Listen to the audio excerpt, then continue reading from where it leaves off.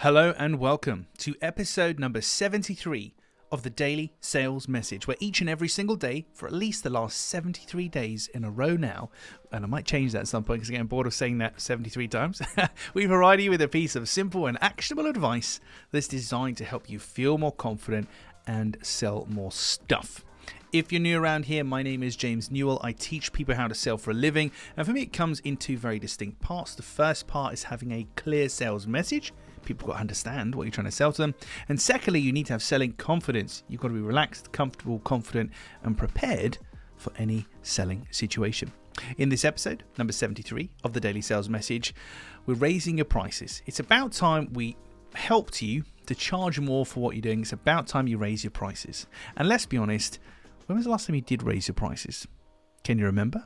Have you ever done it? You might already think what you charge is too much. Interesting. This is how I would raise your prices.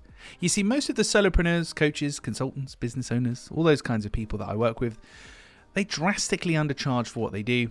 And some of them, as per yesterday's episode about discounting, some of them even discount their already low prices because they think a lower price means a more attractive proposition.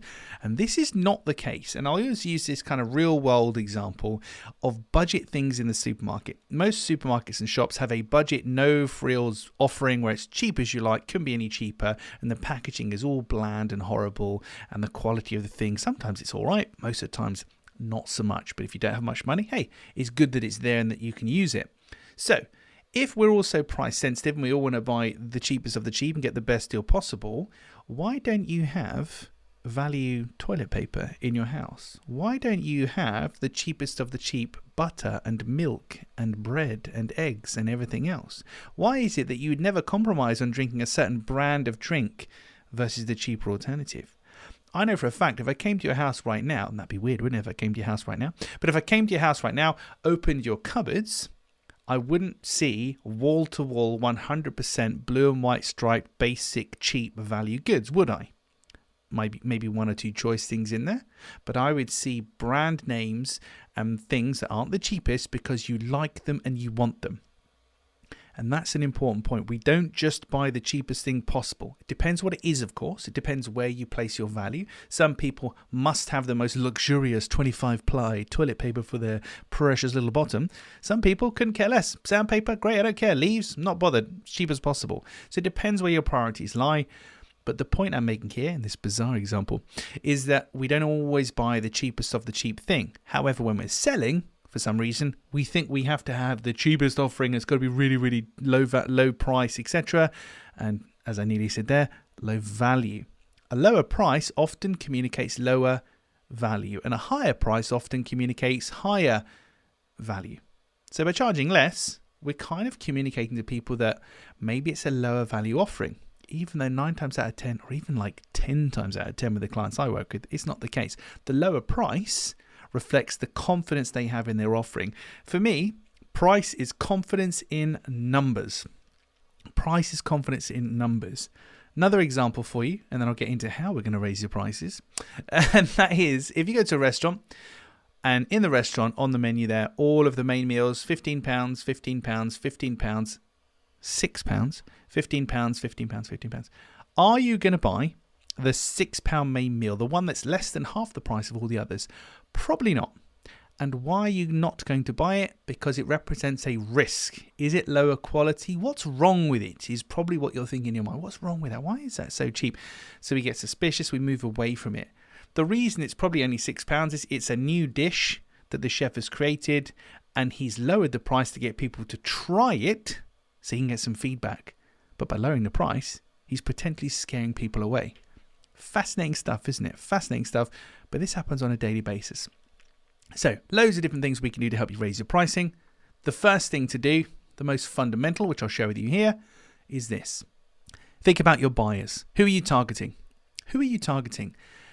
Are you targeting people who can actually afford and appreciate the value that you offer? Almost sounds so simple, like I'm taking the mickey and I'm being flippant and blasé. But most of the time, undercharging results because you're just targeting the wrong people. You might be dealing with people who say, wow, that's expensive, haven't got that money, how can we justify this, blah, blah, blah. Oftentimes, that's more reflective of the people you're talking to than the actual offering and price that you have. If we use this analogy of selling cars, if you've ever been to a supermarket, particularly here in the UK, you will sometimes see local car showrooms will bring a selection of cars across. They'll have, Renaults, Peugeots, etc. Put them outside, some balloons, open the bonnets, etc. Because people that shop at Tesco's and Aldi and Lidl, they might buy a Renault and a Peugeot, etc. It's the right targeting for the right market. If the local Rolls-Royce dealer bought a £300,000 Rolls-Royce Cullinan to Tesco's car park, put some balloons on it and tried to sell it to people, I can confidently say they probably wouldn't sell any.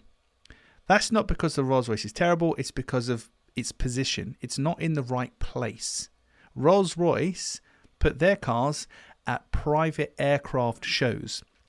So you're not going to see a Rolls-Royce in a Tesco's car park because they know the kind of people there physically cannot afford a Rolls-Royce. They'll appreciate it, but they physically cannot afford it. They put them at air shows because if I'm buying a £50 million private jet, then a £300,000 car, bit of a bargain, isn't it? Expensive is relative. Expensive is an opinion, ultimately. So the point I'm making here is step one in charging more, and it is step one. Before you tinker with your offering or anything else, what you deliver and all this other stuff, who are you talking to? Can they actually afford you? Can they actually appreciate what you offer? Could you find people with more available cash to spend and more of an appreciation for what you do? Because if you can, then charging more, quote unquote, is so much simpler, so much more straightforward, and there's less resistance. Okay, that's it for this episode of the Daily Sales Message. That was episode number 73, Raising Your Prices. Tomorrow, episode number 74, inspired by a recent social media post that I saw, which I really, really liked. I'm going to share the particular question that this person had in their post, and it was the tone that got to me. I really enjoyed the confident tone that they had, but we'll talk more about that tomorrow. That's it for this episode. Thank you for listening as always. If you haven't already, please feel free to leave a comment, a like rating if you're on YouTube, or a review if you're on a podcast platform.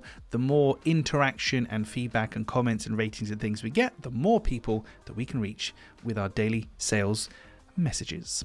That's it for today. I'll see you tomorrow for episode number 74 of the Daily Sales Message. Watch your tone.